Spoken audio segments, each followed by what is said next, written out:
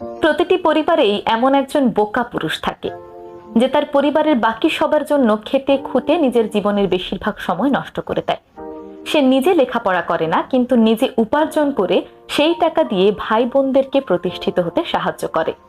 তার জীবনের পুরো সময়টাই সে পরিশ্রম করে টাকা উপার্জন করে এবং তার ভাই বোনদেরকে লেখাপড়া শেখাতে সাহায্য করে। তার ভাই বোনরাও বড় ভাইয়ের টাকায় লেখাপড়া শিখে বড় হয়।